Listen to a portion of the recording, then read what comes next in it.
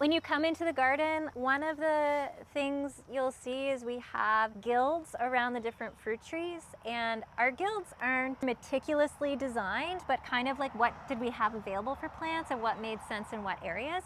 So we do have lots of comfrey, which is an incredible resource in our garden for making like compost tea, but also our ducks really like to eat the comfrey, so it's a good food source for them.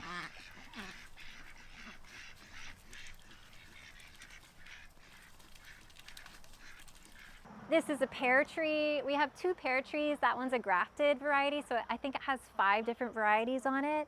And then again, under all of our fruit trees, we've got comfrey. We have some herbs. This is an orange balm that we have for tea. We've got our shrub layer. So there's like a fennel here and some lavender, and that was to help.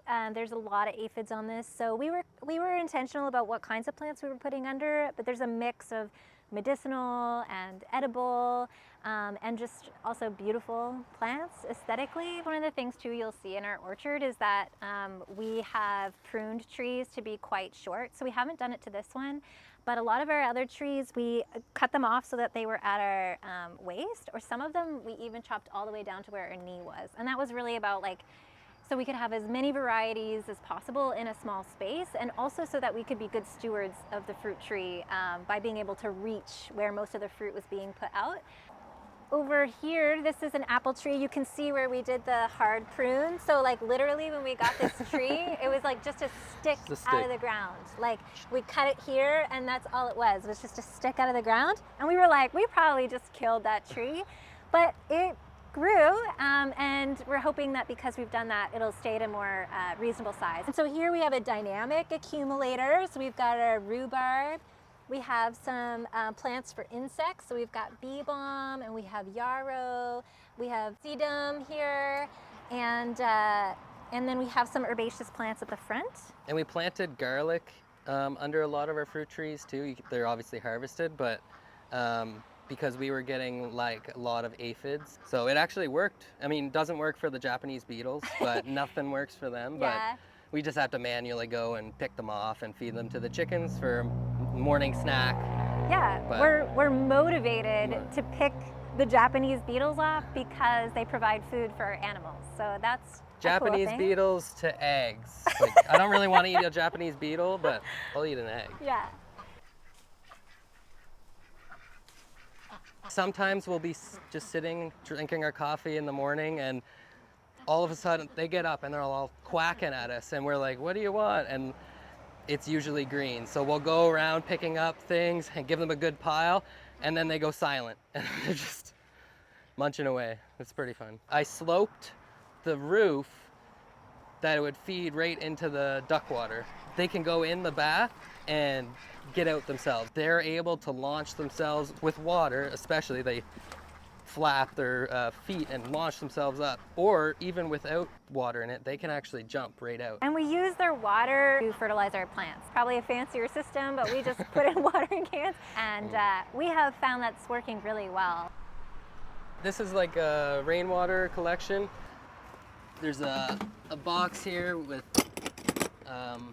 just a simple like 1 amp pump in it, and I can turn on the hose just like you're plugged into your house for water. So we have like 2,000 liters, and then there's all these barrels around right before the rains. Oh, like make sure all the barrels are topped off. This year we had a lot of rain, but like the year before it was it was dry. But the year before we only had this one set up, and we still didn't have to touch our city water. And the plants really like the rainwater because that's what they crave.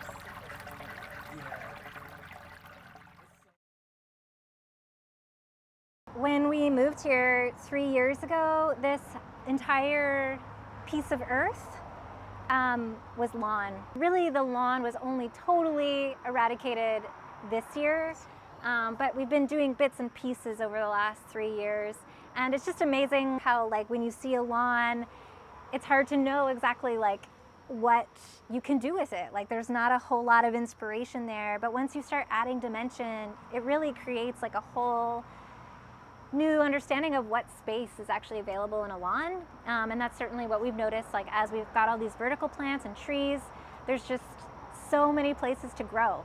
And we feel like there's still so many places that are underutilized in our garden that we can change next year, do something with next year.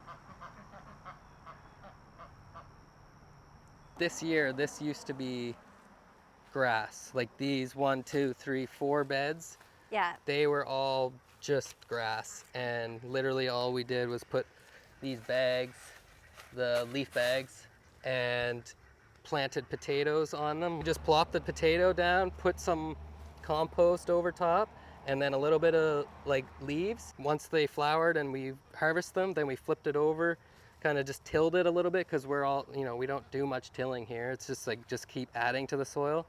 But that really loosened the clay soil to be able to plant, like these are all summer plantings. So that's why they're smaller. For here, for a border, I didn't even use any hardware or anything. I just took apart pallets. It'll rot, but once it rots, it'll just add to the soil. And I'll probably just use some other sticks and stuff that I found to define an edge. We have the chickens here because in the winter and the fall, they'll come through here and they can dig because these are just annual plants. We don't have to worry about the roots. They'll come through here and they'll eat things and they'll clean it all up for us and they'll poop everywhere. This is our chicken yard.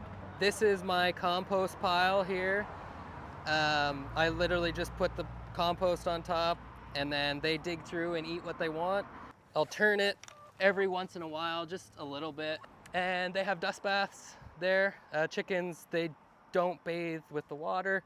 They bathe with anything dry, sand, that's peat moss. So important for their hygiene. They have a space back here. It goes all the way back behind the coop and there's like kind of a tunnel in there. And there's like eagles and birds of prey around, but the crows honestly keep away a lot of the birds. But it just gives them another safe space to go. They can always go in their run. This area of our house is a bit of a microclimate because we have stone here and the sun rises there. So this is south facing and it heats up the stone during the day and then holds the heat and puts it off at night. We're still getting some nice tomatoes and we've gotten lots already. They're still flowering, but they're just not thriving. But the tomatoes over by our stone wall are like just loving life. And that's the front. Would you like a tomato?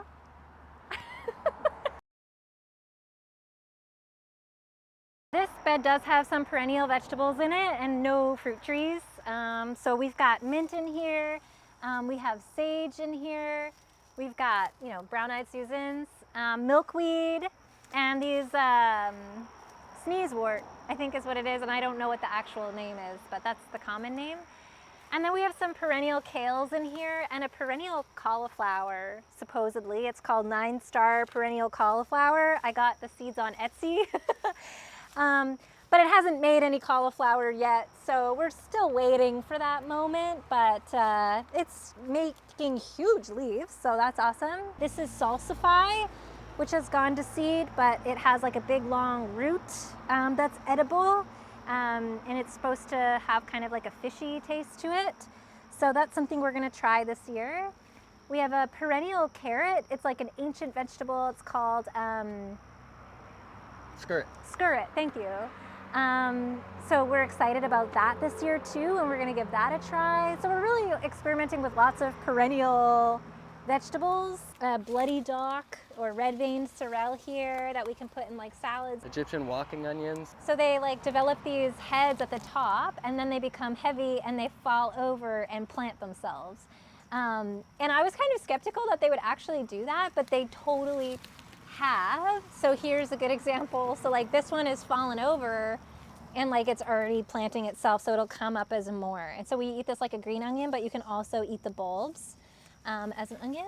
And this bed was done with Hugelkulture style. So there's logs and sticks and leaves all under the soil. The idea was that it would hold the moisture so that we don't have to water quite so much, and also decompose and add a lot of organic matter to the soil. And everywhere we've done Hugel, we've had really productive plants, so that's just kind of anecdotal evidence that it works. But we do have an issue with rats that like the logs and the sticks of the Hugelkulture, but we also live in a city, a port city, so rats are kind of a thing that we're gonna have anyways, but they do like the Hugelkulture beds.